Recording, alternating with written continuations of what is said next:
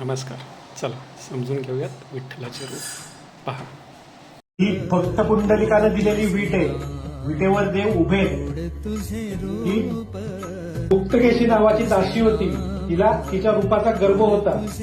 ती जेव्हा दर्शनास आली तेव्हा देवाने नाजूक रूप घेतलेलं आहे. तिचं बोट इथे आत रुजलेलं आहे. ही गोकुळात घुरं लाखायची काठी आहे. हा पितांबराचा सोगा आहे. हा वासण्याच्या वेलाचा करदोड आहे. डाव्या हाती शंख आहे.